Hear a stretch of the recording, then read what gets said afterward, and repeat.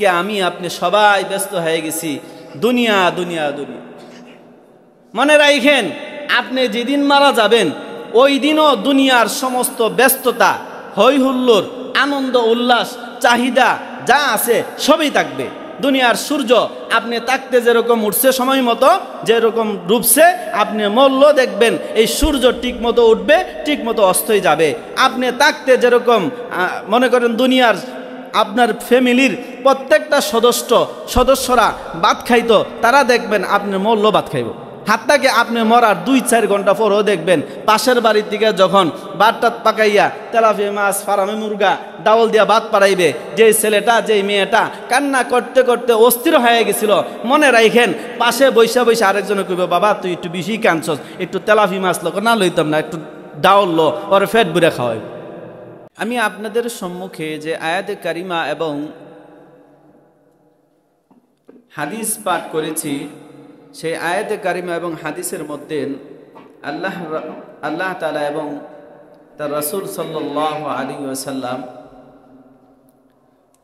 নামাজ এর গুরুত্ব এবং মর্যাদা ফজিলত সম্পর্কে আলোচনা করেছেন। ইনশাআল্লাহ আজকে নামাজ নিয়ে আলোচনা করব, যদি আল্লাহ তাআলা তৌফিক দান করেন। ইসলামের মধ্যে ঈমান আনার পরে সর্বপ্রথম যে কাজ সেটা হলো নামাজ। ইসলামের মধ্যে নামাজের গুরুত্বের জন্য এটাই যথেষ্ট, একজন মুসলমান আল্লাহ বিশ্বাসী, রসুল বিশ্বাসী একজন ঈমানদার মুমিন, সে জবানে অন্তরে আল্লাহ এক, রসুল আল্লাহ তাআলার প্রেরিত রসুল মুহাম্মদ সাল্লাল্লাহু আলাইহি ওয়াসাল্লামকে বিশ্বাস করার পর তার সর্বপ্রথম আল্লাহর পক্ষ হতে দায়িত্ব হলো, তার কাজ হলো নামাজ, সালাত। এই জন্য আল্লাহ কোরআনের মধ্যে বলেন, ওয়া আকিমুস সালাহ, তোমরা নামাজ কায়েম করো, নামাজ পড়ো, নামাজ প্রতিষ্ঠা করো। ওয়া আতুজ যাকাহ, কাহার উপরে যদি যাকাত ফরজ হয়ে থাকে তাহলে তুমি যাকাত দাও। ওয়ারকাউ মা'আর রাকিঈন, আয়াতের শেষ অংশের মধ্যে আল্লাহ বলেন, তোমরা রুকু করো রুকুকারীদের সাথে। রাসূল আকরাম সাল্লাল্লাহু আলাইহি ওয়াসাল্লাম হাদিসের মধ্যে বলেন, as-salatu ইমাদুদ্দিন, নামাজ এটা দ্বীনের একটা খুঁটি। মান আকামাহা ফাকাদ আকামাদ-দ্বীন, নবী বলেন যে নামাজকে ঠিক রাখলো, যথাসময়ে নামাজ পড়লো, 5 ওয়াক্তের নামাজ আদায় করলো, সে যেন তাহার দ্বীন, তার ইসলামকে, ধর্মকে ঠিক রাখলো। ওয়ামান হাদামাহা ফাকাদ হাদামাদ-দ্বীন, আর যেই ব্যক্তি নামাজকে নষ্ট করলো, নামাজ পড়লো না, সে যেন তাহার দ্বীনকে, তাহার ধর্মকে, তার ইসলামকে সে নষ্ট করে ফেলেছে। রাসূল আকরাম সাল্লাল্লাহু আলাইহি ওয়াসাল্লাম বলতে গিয়ে হাদিস শরীফের মধ্যে ফাকাদ আকামাদ-দ্বীন ফাকাদ হাদামাদ-দ্বীন, দুটোটা অতীতকালের শব্দ ব্যবহার করে বলছেন, সে যেন তার দ্বীনকে নষ্ট করে ফেলেছে। তো নামাজ কত গুরুত্ব হইলে রাসূল বলতে পারেন এই কথাটা, একজন মুমিন বান্দার দ্বীন, ধর্ম, ইসলামকে নষ্ট করার জন্য একমাত্র মাধ্যম হইল নামাজ। সে যদি নামাজকে যথা নিয়মে পালন করে, সে যেন তাহার দ্বীনকে যথা নিয়মে পালন করলো, তার দ্বীনকে ঠিক রাখলো। আর যদি সে নামাজকে, সালাতকে ঠিক মতো আদায় করলো না, তাহলে সে যেন তাহার দ্বীন, ধর্মকে সে নিজেই নষ্ট করে দিল। নামাজ এতটুকু গুরুত্ব আমরা হয়তো অনেকেই জানি। রাসূল আকরাম সাল্লাল্লাহু আলাইহি ওয়াসাল্লামের অন্তিম শয্যায় রসুল যখন দুনিয়া থেকে চলে যাবেন, ওই সময় রসুলের মুখে একটা শব্দ উচ্চারিত হচ্ছিল, সেটা হলো আসসালাত আসসালাত ইত্তাকুল্লাহা মা মালাকাত আইমানুকুম। এই বাক্যটা রসুলের জবানে উচ্চারিত হচ্ছিল, যার অর্থ হলো নামাজ পড়ো, নামাজ পড়ো, নামাজ পড়ো। ইসলামের মধ্যে নামাজের অনেক গুরুত্ব। আর পাশাপাশি যারা তোমরা গুলামের মালিক আছো, বাদীর মালিক আছো, তথা রসুল বুঝাইছেন ওই জমানায় গুলামবাদী ছিল। রসুলের অর্থ এটা নয় শুধু গুলামবাদীর উপরে তোমরা তাদের হকের ব্যাপারে আল্লাহকে ভয় করবা, এটা নয়। আল্লাহর নবী এই বাক্য দ্বারা এটাই বুঝাইছেন, তোমার অধীনস্থে যারাই থাকে, তোমার অধীনে যারা কাজ করে, তোমার অধীনে যারা থাকবে, তাদের সকলের হকের বিষয়ে তুমি আল্লাহকে ভয় করবা। এটাই রসুলের উদ্দেশ্য। এখন চিন্তা করেন নামাজ এটা কত গুরুত্ব হইলে রসুল দুনিয়া থেকে চলে যাবেন, ওই সময় রসুলের জবান থেকে সেই নামাজের কথা উচ্চারিত হচ্ছে।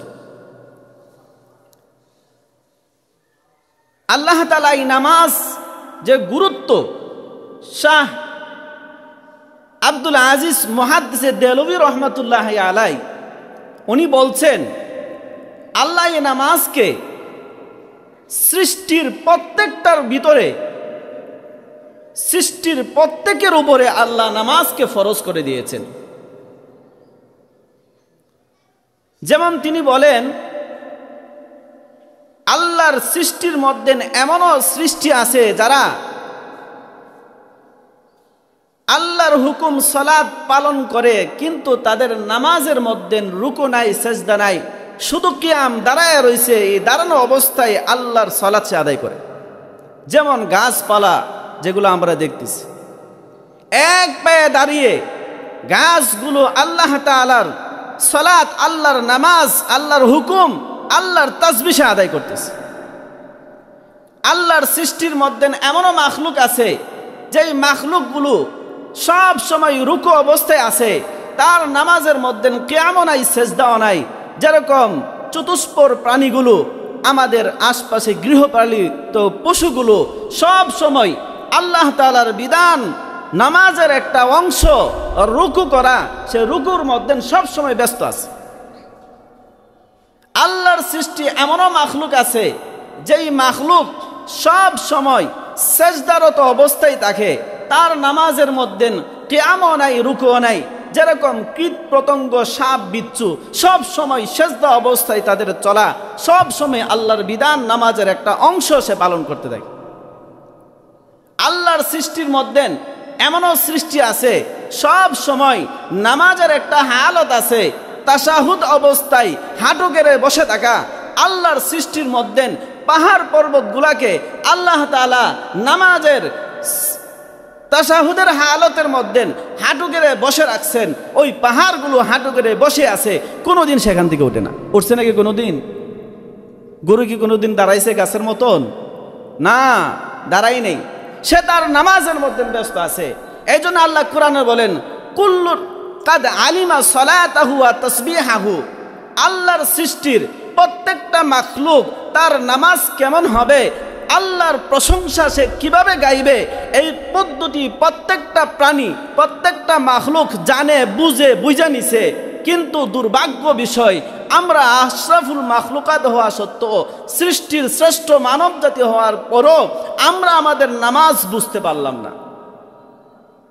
গাছ তার নামাজ বুঝলো, পশু পাখি তার নামাজ বুঝলো, সাপ বিচ্ছু তার নামাজ বুঝলো, পাহাড় পর্বত তার নামাজ বুঝলো। আমি আশরাফুল মাখলুকাত হয়ে, আল্লাহর সৃষ্টির শ্রেষ্ঠ হয়েও আমার নামাজটা আমি বুঝতে পারলাম না।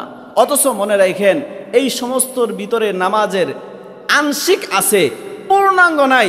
আল্লাহ পাক আমার আপনার সালাতের মধ্যে কিয়াম দিছে, রুকু দিছে, সেজদা দিছে, তাশাহুদের অবস্থায় বসা, সব আল্লাহ পূর্ণাঙ্গ একমাত্র মানুষকে আল্লাহ দান করছে। কিন্তু আমরা এত অদম হইলাম, আজকে আমি আমার নামাজটুকু আমি চিনি না, আমি বুঝি না, পড়ি না। রাসূল সাল্লাল্লাহু আলাইহি ওয়াসাল্লাম এক হাদিসে বলেন, আমরা যারা সোশ্যাল মিডিয়াতে ভিডিও দেখি বা মোবাইল ইউজ করি, আমরা জানি 2025 সালের শুরুর দিকের কথা, যখন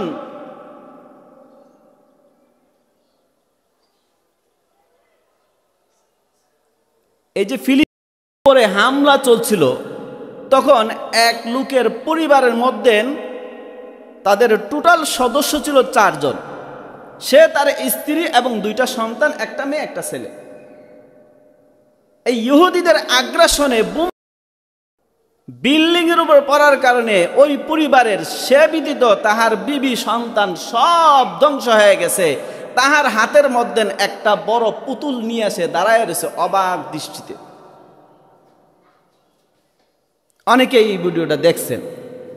ওই হাদিসটা বুঝার জন্য আমি এই কথাটা বললাম।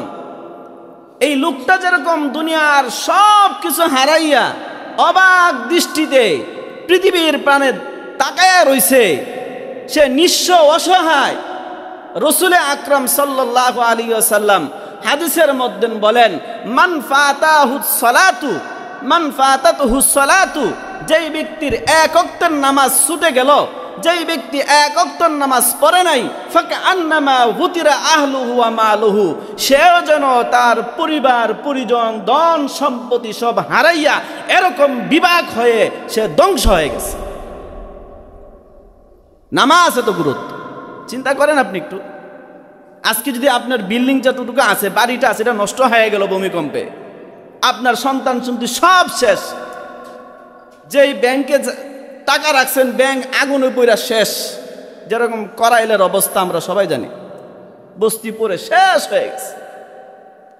এই অবস্থায় ওই মানুষটার যেই পরিণত হয়, আজকে আমি বুঝি না মুসলমান, নামাজ পড়ি না, নামাজ ছেড়ে দিচ্ছি, অনায়াসে নামাজ ছেড়ে দিচ্ছি। মনে রাখেন, হাসরের ময়দানে আল্লাহর সামনে যখন আপনি দাঁড়াবেন, আপনার অবস্থাটাও তেমনই হবে, আপনিও সেরকম অসহায় হবে, অসহায় হয়ে যাবে। রাসূল আরেক হাদিসের মধ্যে বলেন, ইন্না বাইনার রাজুলি ওয়া বাইনাশ শিরকি ওয়াল কুফরি তারকুস সালাহ। নবী বলেন, একজন মুমিন বান্দা এবং কুফর শিরিকের মধ্যে পার্থক্য চিনার মাধ্যম হলো নামাজকে ছেড়ে দেওয়া। কারণ মুশরিক কাফের যারা, তারা নামাজ পড়ে না, তারা নামাজ থেকে দূরে থাকে। একজন ইমানদার, সে নামাজ পড়ে। এই দুইজনের মধ্যে পার্থক্য করার মাধ্যম হলো নামাজ পড়া আর না পড়া। খতনা করা এটা পার্থক্য করার মাধ্যম না, বলতে হচ্ছে এটা আগা কাটা, এটা পার্থক্য করার মাধ্যম না। এটা ইসলামের একটা গুরুত্বপূর্ণ রাসূলের সুন্নাহ। এটা যদি কেউ নাও করে, এটা গুরুত্বপূর্ণ করতে হবে, কিন্তু মুমিন আর কাফেরের মধ্যে পার্থক্য এটা নয়, এটা মূল নীতি নয়। মূল নীতি হলো মুমিন নামাজ পড়বে, মুশরিক কাফের সে নামাজ পড়বে না। মুমিন নামাজ পড়বে, কিন্তু এটা আমি নিষেধ করছি না, এটা ইসলামের একটা গুরুত্বপূর্ণ বিধান। ইসলাম মানে এটা নয় শুধু নামাজ, ইসলাম এটা নয় শুধু দান সদকা, ইসলাম শুধু এটা নয় শুধু যুদ্ধ জেহাদ। ইসলাম এক পূর্ণাঙ্গ জীবনের নাম, যেখানে আপনার জীবনের শুরু থেকে নিয়ে শেষ পর্যন্ত যত ডিপার্টমেন্ট, যত সেক্টর আসবে, সব জায়গায় কোরআন ও হাদিসের সমাধান আছে। ওই সমাধান মতো চলা, এর নাম হলো ইসলাম। আমি শুধু নামাজ পড়লাম, শুধু নামাজই পড়লাম, মিথ্যা এখনো ছাড়তে পারলাম না, সুদ খাওয়া এখনো ছাড়তে পারলাম না, ঘুষ খাওয়া এখনো ছাড়তে পারলাম না, ইসলামের আরো যত বিধান আছে সব লঙ্ঘন করে চলছি, মনে রাখেন আমিও আটকা পড়ে যাব। এজন্য বলছিলাম নামাজ। রাসূল আকরাম সাল্লাল্লাহু আলাইহি ওয়াসাল্লাম উনার নিজের মেয়ে ফাতেমা রাদিয়াল্লাহু তাআলা আনহাকে, হাদিস শরীফের মধ্যে আসছে, প্রত্যেক দিন ফজরের সময় রাসূল ওনার মেয়ের ঘরের দরজার মধ্যে গিয়ে কড়া নাড়া দিতেন, কড়া নাড়া দিয়ে ডাকতেন আর বলতেন, কুমি লিসসালাহ, হে ফাতেমা, ও মা ফাতেমা ওঠ, সকালের সালাতের সময় হয়েছে, ফজরের ওয়াক্ত হয়েছে, এবার ঘুম থেকে উঠ। ওয়া আনকিজি নাফসাকি মিনান নার, তুমি নিজেকে জাহান্নামের আগুন থেকে বাঁচাও। ফাইন্নী লা উগনিকি আনকি মিনাল্লাহি শাইআ, নবী বলেন, হে ফাতেমা, তুমি আমার নবীর মেয়ে, এই হিসাবে হাসরের ময়দানে আমি নবী তোমাকে কিঞ্চিত পরিমাণ উপকার করতে পারবো না। তুমি নিজে তোমার ইবাদত আল্লাহকে দেখাইতে হবে, তোমার সেজদা আল্লাহকে দেখাইতে হবে, তোমার পর্দা আল্লাহকে দেখাইতে হবে, তোমার বন্দিকে আল্লাহকে দেখাইতে হবে। অথচ যেই ফাতেমা, যার বাবার নাম ছিল মুহাম্মাদুর রাসূলুল্লাহ সাল্লাল্লাহু আলাইহি ওয়াসাল্লাম, যার মার নাম ছিল খাদিজাতুল কুবরা রাদিয়াল্লাহু তাআলা আনহু, কোটি কোটি বিলিয়ন ডলারের সম্পত্তি ইসলামের জন্য, দ্বীনের জন্য যিনি বিলিয়ন করে দিয়েছিলেন, তিনি, যার স্বামীর নাম হযরত আলী রাদিয়াল্লাহু তাআলা আনহু, যাহার 2 সন্তান, যারা জান্নাতের মধ্যে সমস্ত যুবকদের সর্দার হবে, হাসান হুসাইন, যাহার এক দুলাভাইয়ের নাম হলো উসমান গনি রাদিয়াল্লাহু তাআলা আনহু, যার 2 নানার নাম হলো আবু বকর উসমান। এত এত ফজিলত, এত এত মর্যাদা থাকার পরও আল্লাহ নবী নিজের মেয়েকে বলতেছে, মা তুই নামাজ পড়, ওঠ নামাজ পড়, নামাজ ছাড়া, সেজদা ছাড়া, বন্দিগি ছাড়া, এত কার মেয়ে, কার বউ, কার মা, কার কি, এগুলা দিয়ে তোমার কোনো কাজে আসবে না। তোমার বন্দিগি, তোমার ইবাদত তোমার নিজেকে দেখাইতে হবে। ফাতেমা রাদিয়াল্লাহু তাআলা আনহা একবার রাসূল আকরাম সাল্লাল্লাহু আলাইহি ওয়াসাল্লামের কাছে যেয়ে বলতেছে, আব্বা জান, দেখেন কূপ থেকে পানি উঠাইতে উঠাইতে আমার হাতে কড়া পড়ে গেছে, আপনার হাসান হুসাইনের জন্য সহজ হবে, যুদ্ধের বাদিগুলো আপনি অন্যদের মাঝে বন্টন করতেছেন, আমাকে একটা বাদি দেন। আব্বা দেখেন না আমার গায়ে দাগ হয়ে গেছে, একটা বাদি দেন, আপনার কাছে তো আছে, একটা বাদি দেন। রাসূল সাল্লাল্লাহু আলাইহি ওয়াসাল্লাম বললেন, মা ফাতেমা শুনো, এই বাদির চাইতে শ্রেষ্ঠ কোনো জিনিসকে আমি তোমাকে দেব? ফাতেমা বলছে, জি আব্বাজি দেন। তখন রাসূল সাল্লাল্লাহু আলাইহি ওয়াসাল্লাম ফাতেমাকে বললেন, ফাতেমা, রাত্রের বেলায় যখন তুমি ঘুমাইতে যাও, তখন 33 বার সুবহানাল্লাহ, 33 বার আলহামদুলিল্লাহ, 34 বার আল্লাহু আকবার, এই তাসবিহ 100 বার পয়রা ঘুমাইবা, এই দুনিয়ার বান্দির চাইতে শ্রেষ্ঠ কিছু তুমি পাইবা আখিরাতে। আলী রাদিয়াল্লাহু তাআলা বাসায় আয়েশা জিজ্ঞাসা করলেন, ফাতেমা আব্বুজি কি দিয়েছে? ফাতেমা বললেন, আব্বু যা দিছে আর বলছে এই দুনিয়ার বাদির চাইতে শ্রেষ্ঠ হবে এমন একটা আমল শিখাইয়া দিছে। আলী বললেন, কি আমল বলো? আলী রাদিয়াল্লাহু তাআলাকে বললেন যে আব্বু বলছে 33 33 34 সুবহানাল্লাহ, আলহামদুলিল্লাহ, আল্লাহু আকবার, এই তাসবিহ যদি আমরা ঘুমের সময় ঘুমাই তাহলে দুনিয়ার বাদির চাইতে শ্রেষ্ঠ কিছু আল্লাহ দিবেন। আলী রাদিয়াল্লাহু তাআলা বললেন, আব্বু বলছে? জি। এরপরে থেকে আলী রাদিয়াল্লাহু তাআলা আনহুর জীবনে কোনোদিন স্ত্রীর মুখে শুনে কথা, কোনোদিন এই তাসবিহ পড়া ছুটে নাই। কিতাবের মধ্যে আসছে সিফিনের যুদ্ধ, যেটা মুআবিয়া রাদিয়াল্লাহু তাআলার বিরুদ্ধে হয়েছিলেন, আলী রাদিয়াল্লাহু তাআলার শ্রেষ্ঠতম যুদ্ধ যেটা ছিল, দিনে রাত্রে 24 ঘন্টা লাগাতার 6 দিন যুদ্ধ হয়েছিল। ইমাম নববী রহমাতুল্লাহি আলাইহি উনার এক কিতাব আল আযকার নামক কিতাবে উল্লেখ করছেন, ওই আলীকে জিজ্ঞাসা করা হয়েছে, আলী এই যে সিফিনের যুদ্ধ হইল, লাগাতার 6 দিন যুদ্ধ করলা রাতে দিনে, আপনার কি ওই দিন ওই 6 রাতেও কি তাসবিহ পড়ছেন? আলী রাদিয়াল্লাহু তাআলা বলেন, হ্যাঁ ওই 6 রাতেও আমি তাসবিহ পড়ছি। সুবহানাল্লাহ। আপনা আমার ব্যস্ততা কোথায় আর তাদের ব্যস্ততা কোথায় ছিল? মিলায়া দেখেন, মিলান তাদের সাথে। রণাঙ্গনে যুদ্ধের ক্ষেত্রে আছে, তারপর আমল ছাড়ে নাই।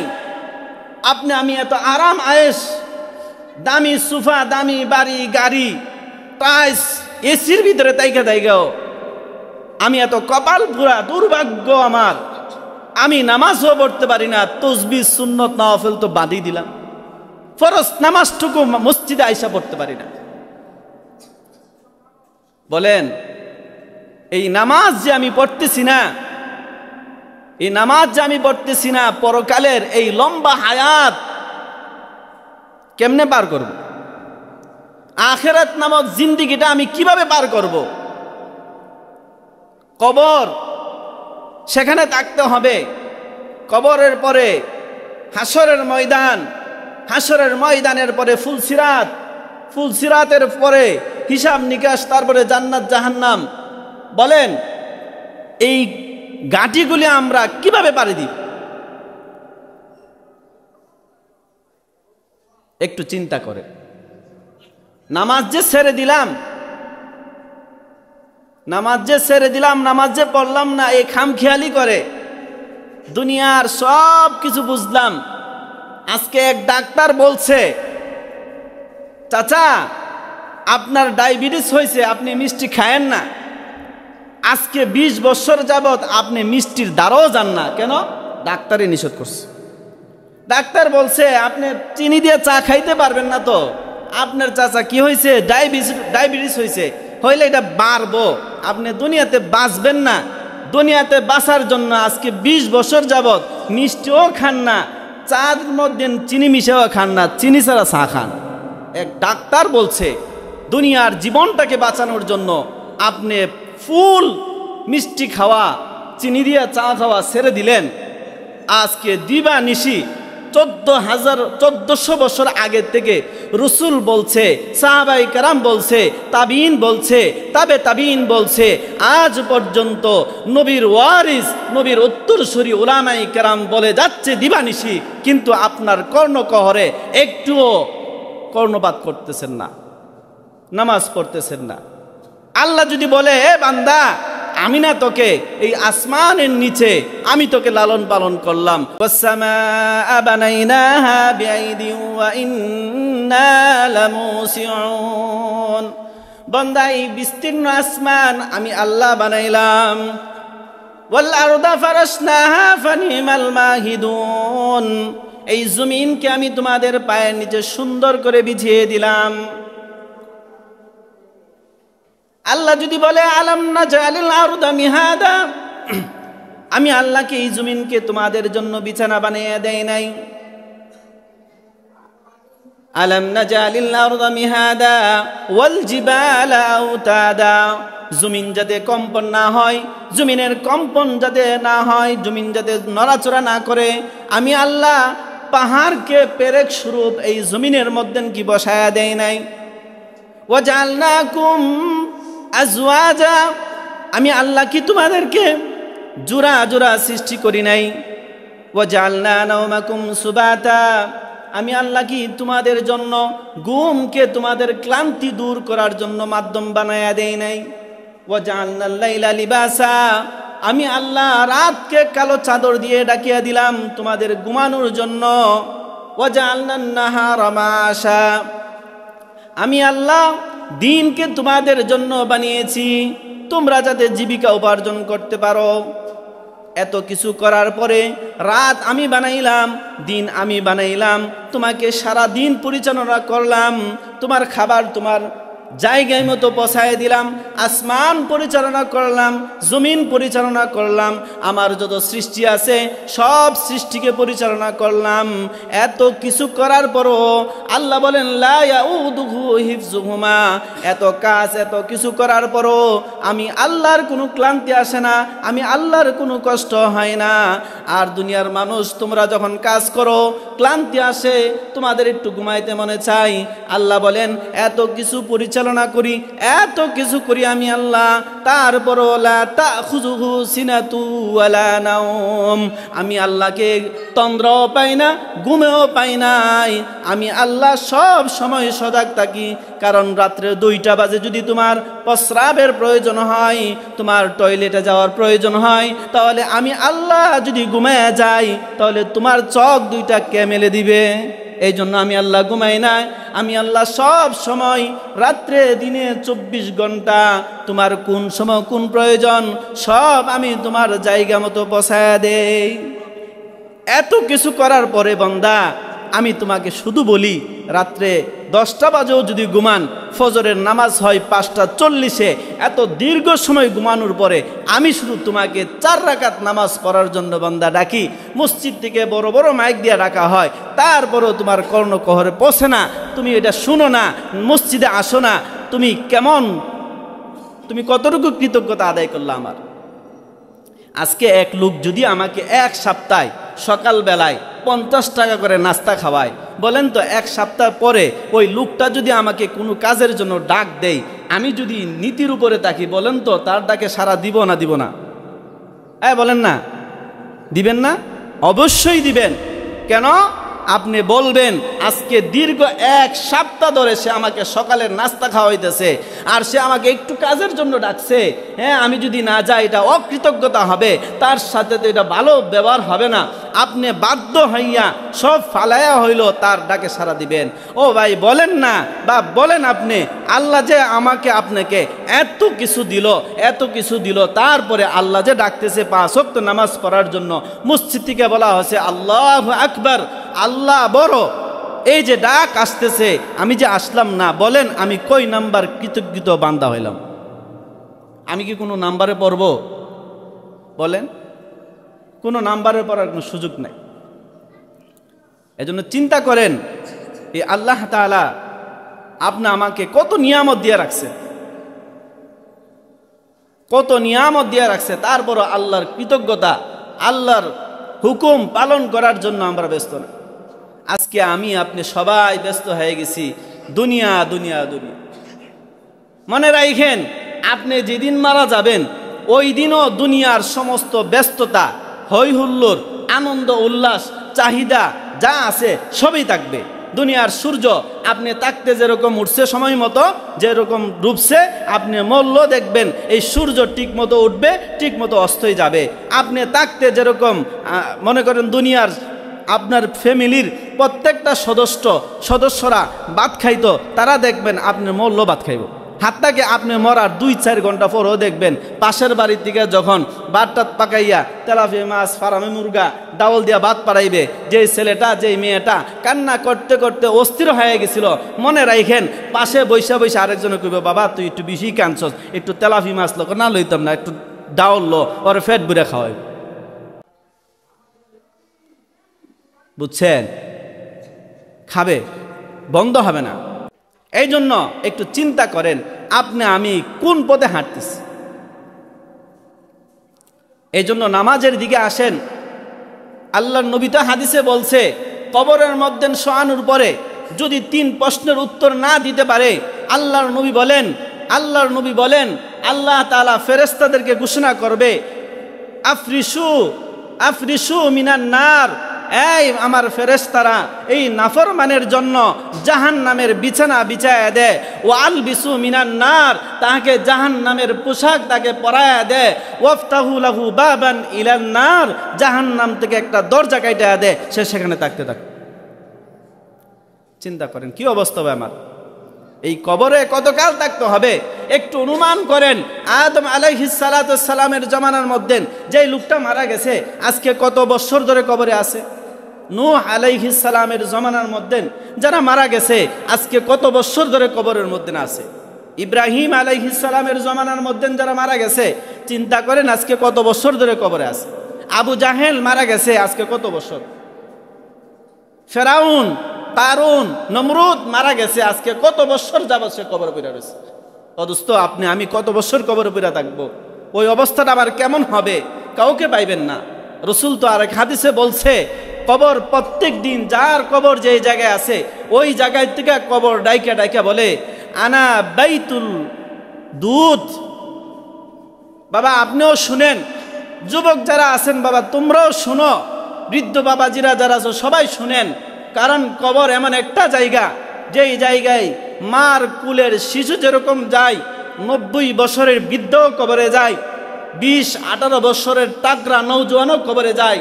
কবর এমন এক স্থান, যে স্থানের মধ্যে সব রকমের মুর্দা আছে, মাটি ওইখানে সব ধরনের মানুষকে, জালেম, মুমিন, ইমানদার, কাফের, মুশরিক সবাইকে ওই মাটি গিলে ফেলছে। ওই কবর প্রত্যেক দিন ডাইকা ডাইকা বলে আনা বাইতুদ দুধ, আমি হইলাম পোকামাকড়ের ঘর। আজকে দুনিয়ার মশার একটু কামড় থেকে বাঁচার জন্য আমি আপনি মশারি টানাই, কয়েল ধরাই, এরাসুল লাগাই, কারণ কানের কাছ থেকে যদি মশার আওয়াজ হয় আমার ঘুম হচ্ছে না, মশা যদি আমাকে কামড় দেয় আমার ঘুম হয় না। কবর তো বলে বান্দা, এই কবর আমি শুধু মশার কামড় না, আমার ভিতরে যত ধরনের বিষাক্ত পোকা হইতে পারে সব আমার কবরের ভিতরে আছে, সব আছে। কবর ডেকে ডেকে বলে আনা বাইতুল ওয়াহদা, আমি হইলাম একাকিত্বের ঘর। এই ঘরে কাউকে পাইবা না, কোনো বন্ধু পাইবা না, তোমার স্ত্রী পাইবা না, বাবা মা সন্তান সন্ততি কাউকে পাইবা না। কবর প্রত্যেক দিনই কথাটা বলতে থাকে। কবর একাকিত্ব এমন একটা ভীষণ যন্ত্রণা। আপনার কোটি কোটি টাকার সম্পত্তি বাসায় আছে, খাট পালন খাদ্য সামগ্রী সব আছে, কিন্তু আপনার ফ্যামিলির কেউ নাই, আপনি একা। আপনার জন্য এই পৃথিবীটা, আপনার সংসারটা বিষাদ লাগবে, বিষাদ লাগবে, আপনার কাছে ভালো লাগবে না।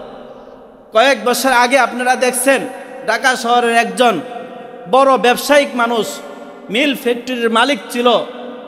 একাকিত্বের কারণে তার ফ্যামিলির কেউ তার কাছে ছিল না, সবাই বাহিরের রাষ্ট্রে থাকতো। তার বিবি সহ লাইভে আইসা পুরা বিশ্ববাসীর সামনে সকলকে জানান দিয়া একাকিত্বের যন্ত্রণা কত কঠিন, এই জন্য সে নিজের মাথায় নিজে পিস্তল টেকিয়ে গুলি করে মারা গেছে। দেখেন না আপনারা, একাকিত্ব। এই জন্য কবর প্রত্যেক দিন বলে আমি একাকিত্বের ঘর, এখানে কাউরে পাইবা না। আনা বাইতুল গুরবা, আমি হইলাম অপরিচিতের ঘর।